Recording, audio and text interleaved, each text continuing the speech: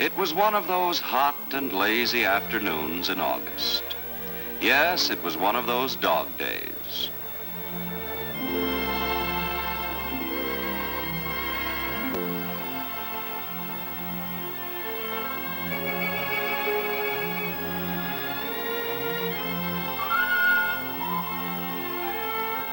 It practically knocked you out, unless, of course, you were a youngster and found the ice cream man.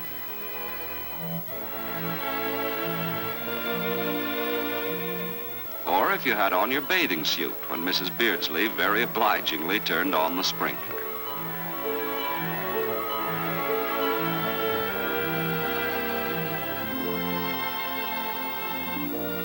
It didn't seem possible that anything could endanger our security and happiness on such a lazy, pleasant day. Yet behind the heat, there was a menace heading in our direction from 50 miles away. Only a summer storm, writing its foreword on the parched farmlands. No, nothing to make a headline about, only a summer shower, yet it did hold a menace to our security that was more real than we knew.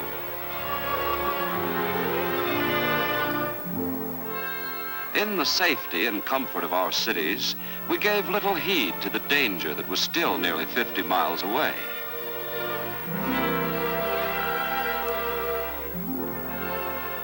Who were these people at whom the storm clouds leveled a threat? One was Ed Crawford, who was merely outside doing his chores in spite of the heat. And there was trouble being aimed at Mrs. Scott's pie, which was just going into production.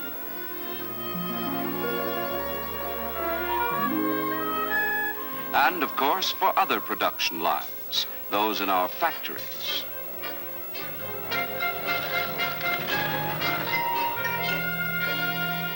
At the City Hall, those who rode in the crowded elevators were also threatened by the approaching storm.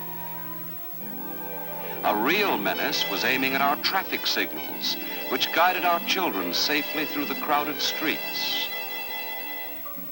In the path of danger was Dave Anderson's boy, who lay sick at home.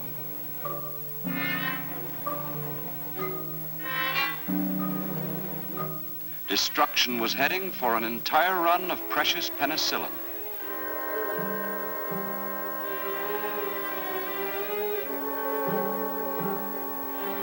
And real tragedy might strike at any moment at poor, brave Mary Duncan fighting for air in the iron lung at the county hospital.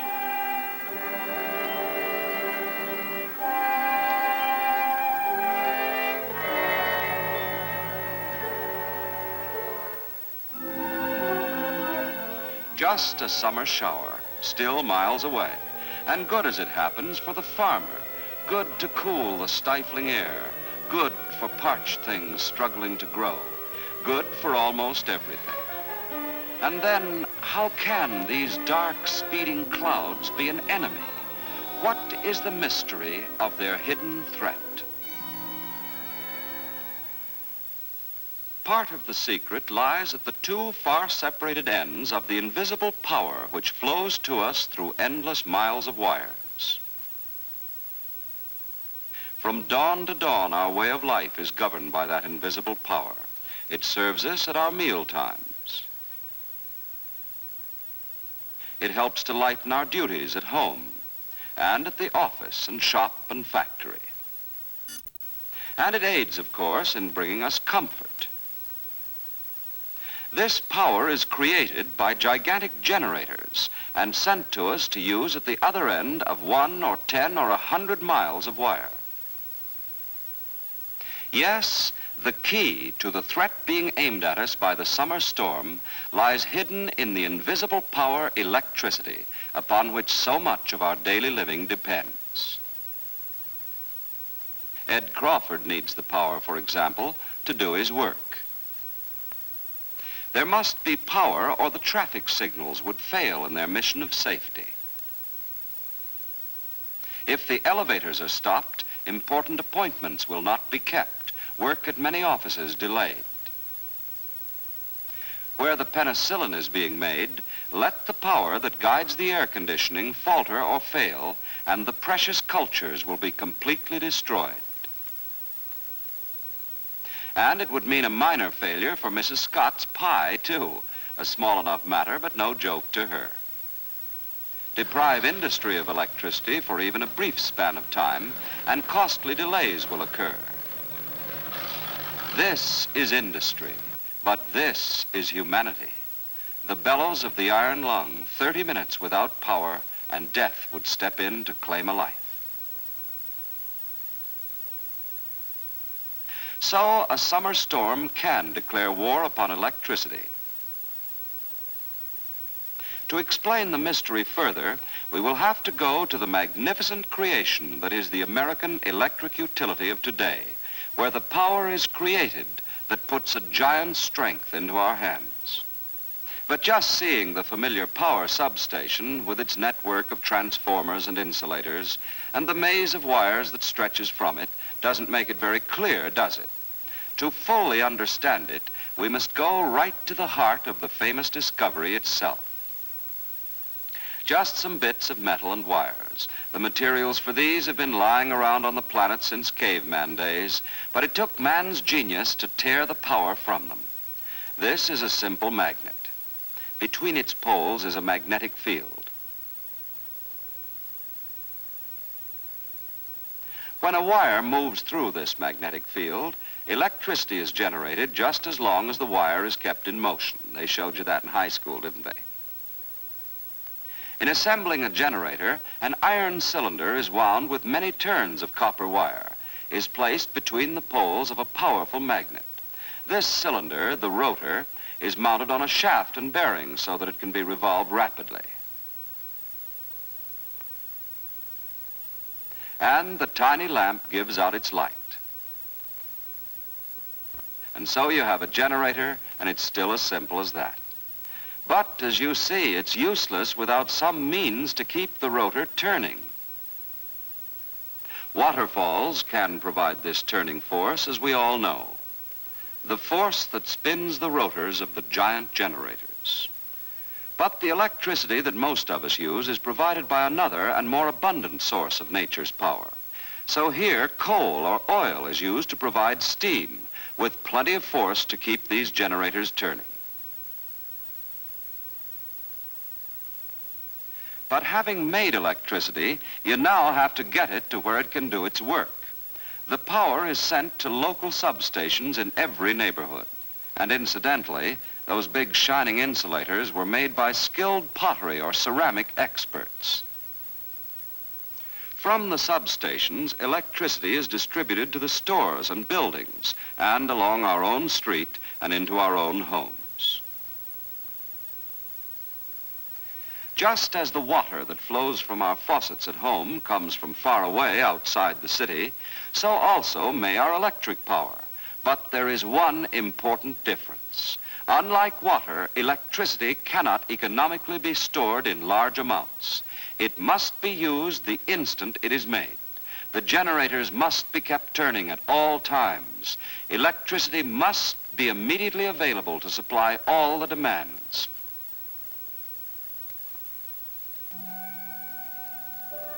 The rainstorm sweeping toward us is good for the crops, and it is good to cool the air.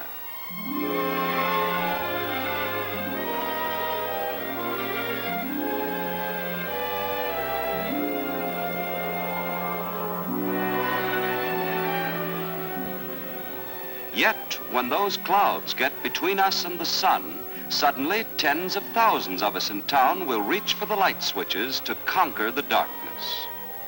And for this electricity, which we so suddenly demand, we will thank the men of the electric power industry, for they were talking about the weather before the weather happened.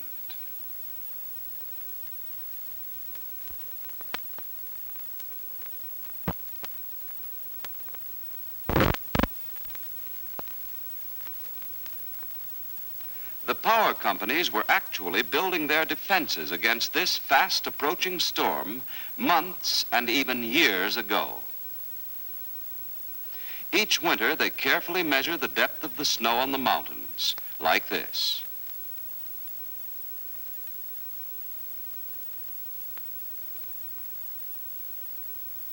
They keep accurate records of humidity and rainfall.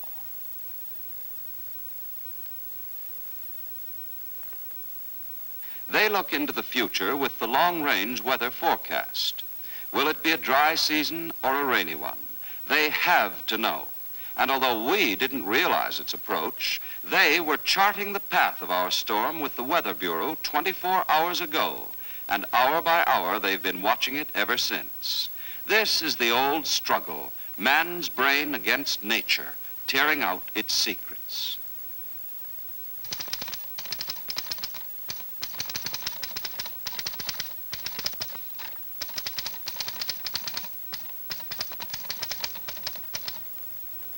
At the nerve center of the power company is the dispatcher. The men of the power companies who are ready to make electricity do their bidding wherever and whenever it is needed. The dispatcher, with trained eye, always on the alert, waiting for a call to come in.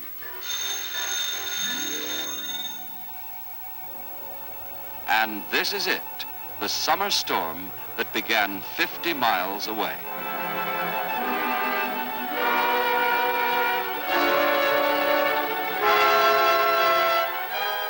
When emergency strikes, the dispatcher can call for power upon station after station, for our power stations work together like allies when the need is there.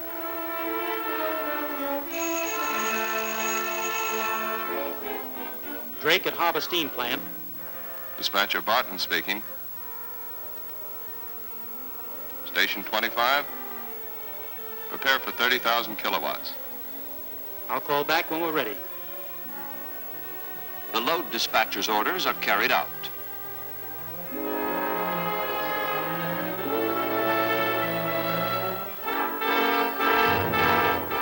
In a flash, the orders are in the generator room.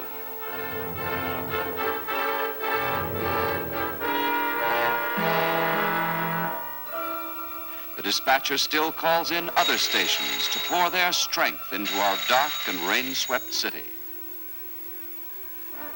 Dispatcher Barton speaking. Fire up 4 and 5.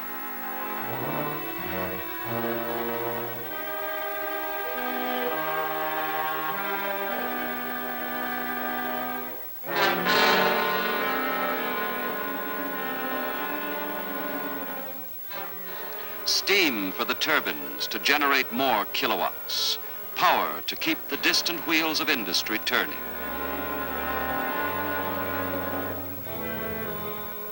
We'll need another 10,000 kilowatts. Still another station to join the allied sources of power.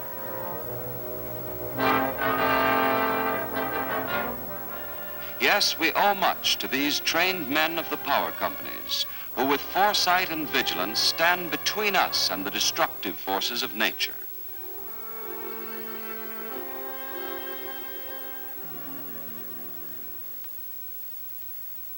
And other men, the troubleshooters, are also meeting the storm, on its own home grounds in their case, ready to turn back any threat to the power line, to keep electricity flowing.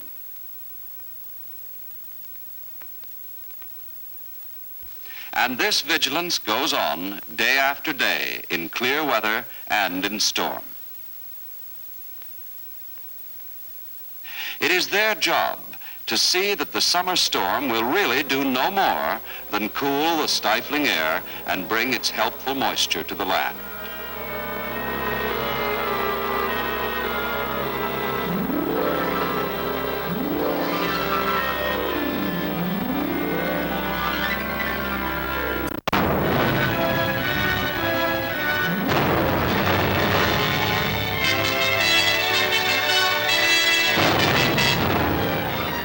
And in its measured time, the storm reaches our cities.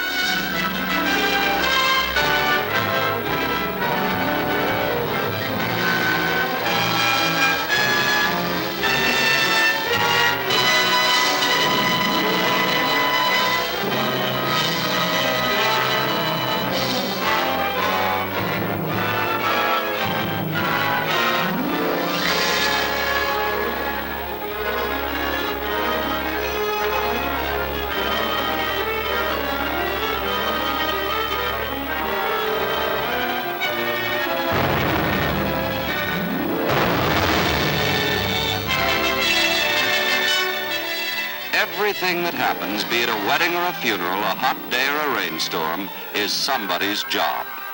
And while some of us are cussing out the downpour for catching us out without our umbrellas, the power men knuckle to the work.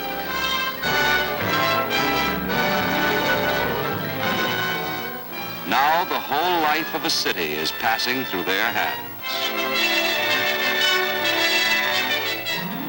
Adjust the turbine governor. More kilowatts.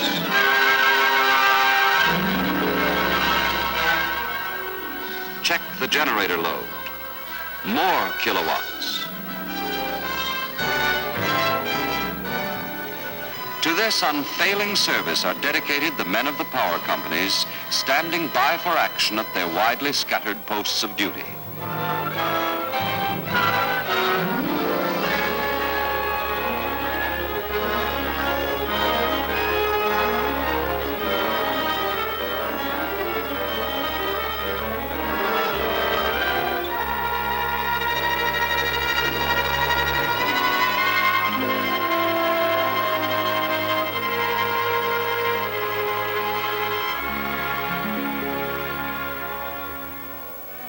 Yet we, of course, never questioned for a moment that there would be light for the doctor's task to be completed, so that the traffic signals would continue their guardian task.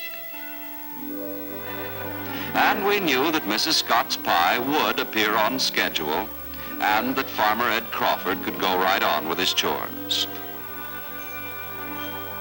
We knew that the elevators would continue their service, and that the priceless penicillin would be safely guarded by the vital air conditioning unit. We knew that needful machines would not be stopped.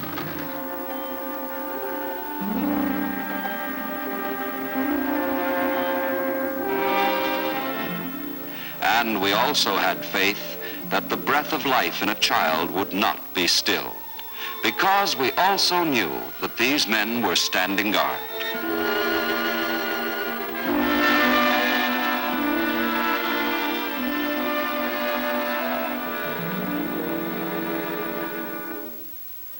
The storm, we knew, would come and go, just a momentary lull, and our daily life would scarcely be touched by it. You see, we Americans, with ultra-modern conveniences, take even perfection for granted.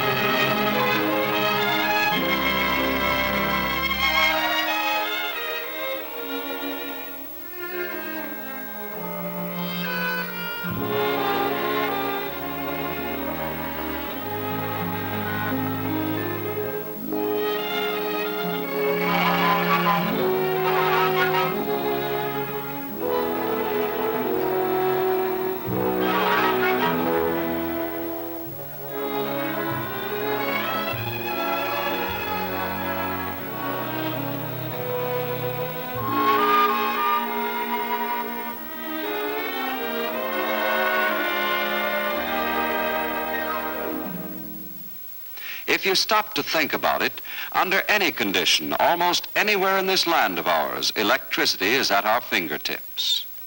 It is there, ready to serve where we work and where we live and where we play. It works to save us labor, to make life as we've come to know it more comfortable and pleasant and more secure. And if you'll look, you'll find the name on the machine that helps to make electricity, a name that's also on other things that make electricity serve us. That name has become a byword in the progress of the great force that lights the world. For electricity is the invisible giant that served well through years of America's progress, and now dedicates its mighty strength to the great new days that lie ahead.